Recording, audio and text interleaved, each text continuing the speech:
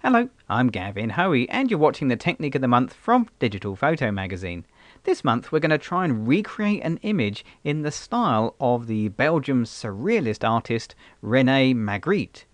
Now, this isn't a genuine Magritte image, unfortunately. No, sadly, this is just a picture of me holding a newspaper. But this is what we're going to use to create the image, this figure here. And what we're going to do is to cut out this green background and replace it with an image of your own choosing. And then the same image is going to be repeated inside of the newspaper for that surrealist look. Okay, so let's start off by removing the green area. And we're using Paintshop Pro here, so we're going to grab the magic wand tool from the toolbar and just click on an area of green. Anywhere should do, round about there looks pretty good. And that's going to make a pretty good selection. But it's not absolutely perfect. There are certain areas that it missed. Specifically down here where we have this large green patch which is isolated from the rest of the green background. So to add that into the selection, all we're going to do is to hold the Shift key and click on the green area like that.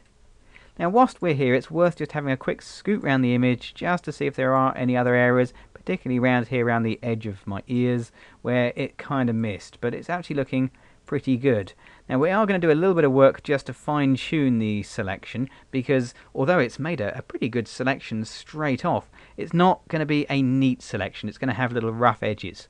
So let's go up to selections and we're going to choose modify, and from here we're going to choose expand. So what we're going to do is to expand the selection, because if we left it where it is at the moment, we'd have a kind of green halo around the edge of my hat. So I'm going to enlarge or expand the selection by 2 pixels, just like that. Now I'm going to go back to selections and choose modify and choose feather. And this is going to remove those hard digital edges and give a nice sort of smooth edge to our selection. So we're going to feather it by 1 single pixel. Now neither of these 2 steps has any major impact on the look of the selection. It looks exactly the same from this distance, but trust me, those 2 steps are really important just to give your images a little bit of neatness. So don't miss them out. Now of course we've got the background selected, but what I want selected is the figure. So we're going to go back to selections and choose invert, and that'll invert the selection, so now it's just the figure that's selected. And if we go to edit, we can choose cut. Cut's a good one because you can actually see that it will disappear, just to reinforce in your mind, yes, you have actually cut out the person. Right, we can close that image down, we don't need it anymore, and we can bring up the second image, which is going to be our background.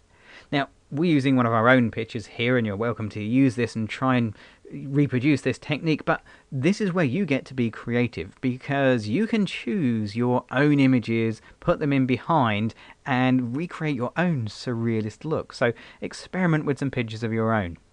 Right, let's add in our little figure though. So we'll go to edit and we'll choose paste as new layer.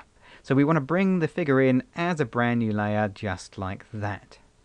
Now, depending on the picture you're using, you might need to shuffle the figure around. So let's get the move tool, and you can always drag him and put him anywhere you like, and just make sure that you don't lose anything along the bottom, because if you go too high, you see he is actually floating in the air there, so maybe that's a little bit too surreal.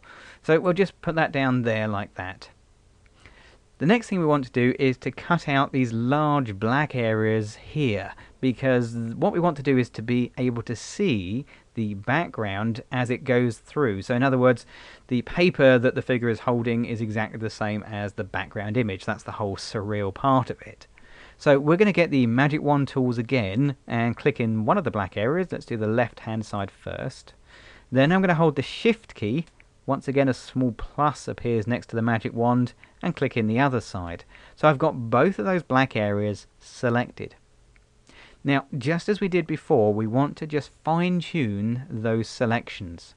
So back to selections, choose modify and choose expand, and we'll expand it by 2 pixels, that's fine.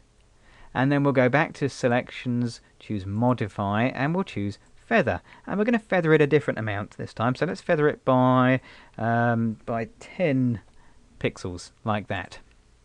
Okay, so that's just going to feather that selection out. The idea being that it'll blend the image into the paper slightly. That's the theory anyway. So what we need to do now is remove these black areas, so we can go to Edit and choose Cut, and they will magically vanish. And there we are. You can now see that the viaduct goes through the paper that I'm holding. All very surreal. So that repeats the style of the original artist, but if you want to give this your own little twist, there's a couple of things you can do. So here's a few suggestions. First of all, we're going to bring up the layers. So if you can't see the layers, F8 on the keyboard, and you'll find you have two layers, one with the figure and one with the background. Okay, we're going to click on the background layer and work on that for the time being. Now you'll notice that the selection is still active. I haven't got rid of it, so that's kind of important, because we're going to copy that selection. So we're going to go to Edit and choose Copy. So that's copied the selection into the memory. Now we need to paste it in. Now you're probably thinking, oh, he's going to go back to Edit and choose Paste as a new layer. Well, no, I'm not actually. I'm nearly going to do that, but not exactly. I'm going to go to Layers, and I'm going to make a new raster layer, and we'll give it a name. Let's, well, leave it on raster 2. That's fine. And there we have a blank one. So now I'm going to go to Edit and choose Paste into Selection. The reason I didn't do it the other way, if we did it as Paste a new layer, it would come out of Register. But because we have the selection still there, when we paste into Selection, your image will be perfectly in Register, and you don't have to go through all the hassle of trying to line it up perfectly. Okay, selections, select none, we don't need that anymore, and we can even turn off the background. You can see how it's working now. That kind of works well. But that background in the newspaper is on its own separate layer, so we can now start to do various things to that layer. For example, if we go to, let's choose Adjust, let's choose Hue Saturation and Hue Saturation Lightness, and take away the color by removing the saturation, minus 100. Okay, so there we are. You're now holding a black and white image on the newspaper. You could try various effects, and Paintshop Pro has plenty of them to choose from. What do we got in here? Well, Artistic Effects has one called Aged Newspaper, and I had to try that really, don't I? So we'll just click OK, and well, it kind of makes it sepia-toned and takes down the contrast a little bit. But there we are. If you want a newspaper, an aged newspaper effect, you can have that too. We'll just undo that. We'll go backwards. Let's try something else. Let's try a different effect. We'll go for let's go for Art Media Effects and try Pencil to give it a kind of a sketchy look.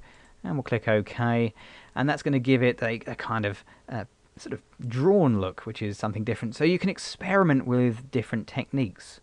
Now remember those layers. Let's bring them back. Remember this is being done on its own separate layer.